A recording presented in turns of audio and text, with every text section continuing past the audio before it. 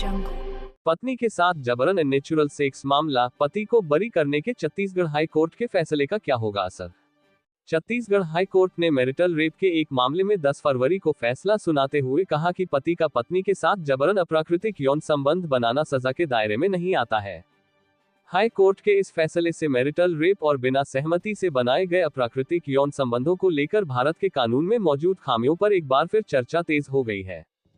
Chhattisgarh high court के justice Narendra Kumar Vyas की एकल पीठ ने अपने फैसले में पीड़िता के पति को भारतीय दंड संहिता की धारा 376 बलात्कार, 377 अप्राकृतिक यौन संबंध और 304 गैर इरादतन हत्या के मामलों में दोषमुक्त करार दिया और अभियुक्त को तुरंत रिहा करने का आदेश दिया। जस्टिस व्यास ने कहा, अगर पत्नी की उम्र 15 साल या उससे अधिक है तो पति का अपनी पत्नी के साथ यौन संबंध बनाना बलात्कार नहीं माना जाएगा। ऐसे में अप्राकृतिक कृत्य के लिए पत्नी की सहमति नहीं मिलना भी महत्वहीन हो जाता है। जस्टिस व्यास ने कहा कि आईपीसी की धारा 375 के तहत अपवाद 2 के प्रावधान के मुताबिक पति का अपनी पत्नी के साथ यौन संबंध बनाना बलात्कार नहीं है। इसलिए यदि पति ने धारा 377 के तहत परिभाषित किसी अप्राकृतिक कृत्य को भी अंजाम दिया है तो उसे भी अपराध नहीं माना जा सकता। पीड़िता की इलाज के दौरान मृत्यु हो जाने के कारण यह मामला सरकार की तरफ से लड़ा जा रहा था। सरकारी वकील प्रमोद श्रीवास्तव ने फैसले पर टिप्पणी करने से मना किया और कहा, मामले की उच्चतम न्यायालय में अपील के संबंध में छत्तीसगढ़ सरकार का कानून विभाग फैसला लेगा।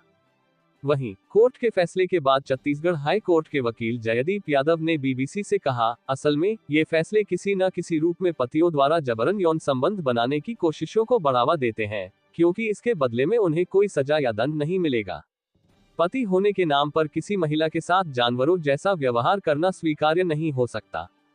छत्तीसगढ़ हाई कोर्ट के इस फैसले ने वैवाहिक संबंधों से जुड़े मामलों में कानूनी खामियों को लेकर चिंताओं को फिर से उजागर किया है, जहां पत्नी की सहमति को महत्वहीन माना जाता है। क्या है पूरा मामला। छत्तीसगढ़ के बस्तर जिले के एक 40 वर्षीय व्यक्ति पर उनकी पत्नी के साथ अननेचुरल तरीके से यौन संबंध बनाने और उसकी मृत्यु का कारण बनने का आरोप था। पति पर यह आरोप लगा था कि उन्होंने अपनी पत्नी के साथ बलपूर्वक और अप्राकृतिक यौन संबंध बनाए। इस मामले में पीड़िता के पति पर आईपीसी की धारा 376, 377 और 304 के तहत केस दर्ज किया गया था। पीड़िता ने अपनी मौत से पहले इस मामले में बयान दिया था। ये बयान एक कार्यकारी मजिस्ट्रेट ने दर्ज किया था। अपने बयान में पीड़िता ने कहा था कि पति द्वारा बलपूर्वक बनाए गए यौन संबंध के कारण वह बीमार हुई।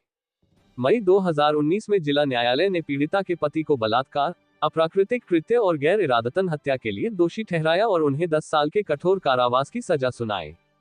हालांकि पीड़िता के पति ने जिला न्यायालय के इस फैसले के खिलाफ हाई कोर्ट में अपील की थी, जिसके बाद हाई कोर्ट ने निचली अदालत के फैसले को खारिज करते हुए पीड़िता के पति को बरी करने का आदेश दिया है। क्या कहना है वकीलों और महिला कार्यकर्ताओं का। सुप्रीम कोर्ट की वरिष्ठ अधिवक्ता करुणा नंदी ने इस मामले में सोशल मीडिया प्लेटफॉर्म एक्स पर अपनी प्रतिक्रिया दी है। उन्होंने लिखा, न्यायाधीश कानून से बंधे थे। नए भारतीय न्याय संहिता में मैरिटल रेप अपवाद के तहत अगर पति अपनी पत्नी की सहमति के बगैर उसके शरीर के किसी भी अंग में कोई वस्तु या अंग डालता है तो इसे बलात्कार नहीं माना जाएगा। नए भारतीय न्याय संहिता में इसे बदला जा सकता था, लेकिन इसे वैसे ही रहने दिया गया। हमने सुप्रीम कोर्ट में याचिका दायर की है ताकि इस मैरिटल रेप अपवाद को हटाया जा सके। वहीं मध्य प्रदेश स्थित वकील राजेश चांद कहते हैं कि धारा 375 में किए गए बदलाव अप्राकृतिक यौन संबंधों पर स्पष्टीकरण की बात करते हैं। उन्होंने कहा, अभी की परिस्थिति में अप्राकृतिक यौन संबंध पर स्पष्टीकरण की जरूरत है, क्योंकि समलैंगिक विवाहों में ट्रेडिशनल रिश्तों और यौन संबंधों की व्यवस्थाएं लागू नहीं होती हैं। साथ ही मैरिटल रेप पर उच्चतम न्यायालय के फैसले के बाद ही ऐसे मामलों पर सही दिशा में निर्णय लिए जा सकेंगे।